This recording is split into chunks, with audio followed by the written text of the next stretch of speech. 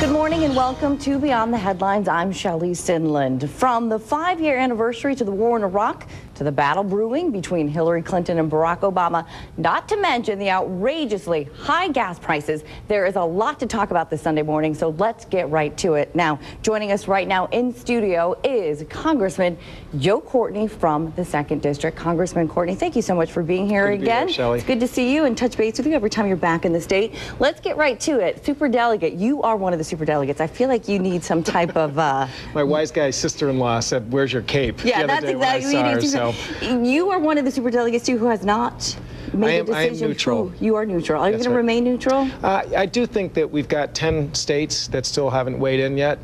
June 3rd is the end of that whole process. And I do think that the role of superdelegates should be there to hopefully buttress and strengthen the choice of the people and unify the party, because that's really what the end game is to have as strong a candidate as we can. And I know you want to stay neutral, but it's my job to try to make some news here. So if you had to say if you're leaning one way or the other towards Hillary or Barack, where would you? I am enthusiastically neutral. It's you know, they're both great candidates, and I think again this is such an important election that we've got to get it right. And I think that I had a petition with 1,000 signatures asking me to stay out of this race until after all the voters. And that's really actually the most pressure, if you want to call it that I've gotten. Do you think the Democratic Party needs to re-examine exactly the role of the superdelegate? There's been a lot of heat placed on the Democratic Party because Hillary Clinton is going after the superdelegates. She almost needs them to win the nomination. Do you think that the party needs to look at this, because there has been a lot of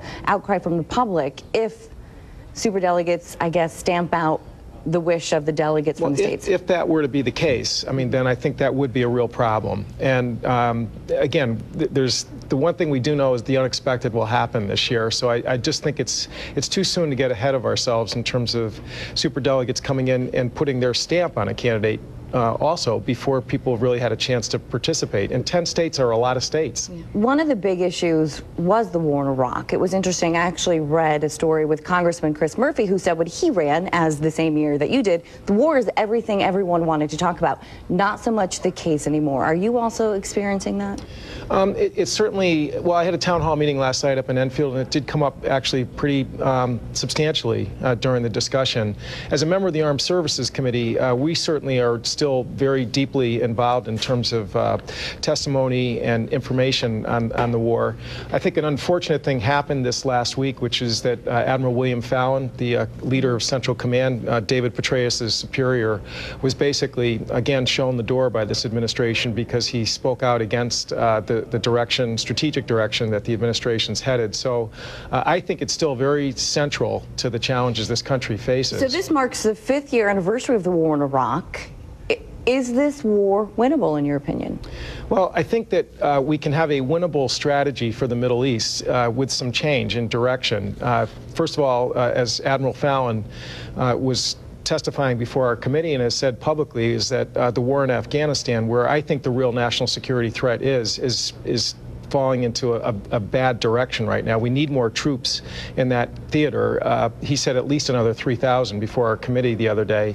And that the commitment of $12 billion a month, 160,000 troops in Iraq, when you're still just dealing with an internal political, is really not the best use of our troops and our resources. Well, let's talk a little about the cost of the war. We have a graphic here that we'll go to real quickly. So the cost of the war, nearly 4,000 American troops have been killed since the war started. The war is costing $720 million a day. A lot of folks polled by a recent CNN poll said that they actually do blame the war in Iraq for bringing down the economy. And I think they're on to a pretty accurate assessment of things. All of this is borrowed money, and that's just not a healthy expense for our economy to be borrowing and spending on there. It's damaging the military readiness of this country as well. We have another graphic that shows, though, that opinion has changed somewhat. Now, this was in the Hartford Courant a few days ago. This is based on a Pew poll. Let's go to that graphic. Should troops come home? 49% said yes as soon as possible. 47% said no, keep troops there until things stabilize. Now, this is quite different than how it was of June last year when the same question was asked. 56% said yes, troops should come home immediately. Now, clearly there is something changing. Would you say the surge is working? I think there's been some tactical success there, but the overall strategic plan, which was to end the divide in Iraq really has not moved forward from a year and a half ago, roughly, when President Bush came out with this plan. And that's why I think, again, Admiral Fallon and others who have totally impeccable military credentials have been counseling for a change, and that the troop levels need to be brought down, and there should be a redirection to Afghanistan. We want to talk about health insurance quickly, but when do you see troops coming home? When do you see an end to the war in Iraq? Is that impossible? Brigades are going to be coming home, and the question is really whether there'll be a pause in that redeployment. General Petraeus will be before our committee in April, and that is going to be the big question. Personally, I feel that when you look at the number of deployments, the length of time that our soldiers have been over there, we're going to hit an exhaustion point with or without a pause, and there's going to have to be a change, again, just out of pure practical reasons. Moving on to health care, it's something that you are fighting for, having to do with health insurance coverage for folks who have pre-existing conditions. Now, from what I understand, I'm going to try to bottom line it. If you're with a group insurance and you have a pre-existing condition and you go to another plan with a group insurance, you're okay.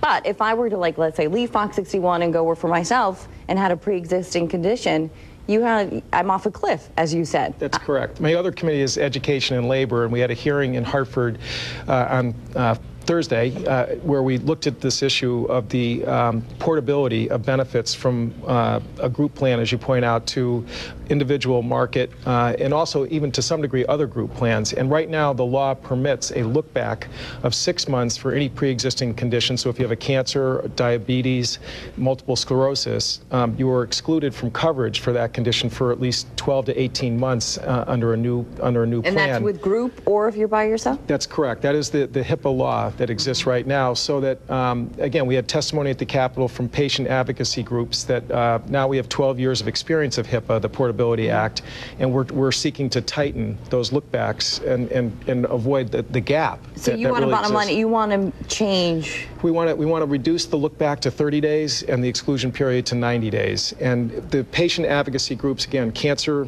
societies, MS societies, juvenile diabetes, who all support this legislation, along with some business groups, feel that that will really end the cliff that people are falling off of when again, all they're trying to do is improve their position in life. Okay, Congressman Courtney, we're out of time. Thank you so much pleasure for joining us. We appreciate it.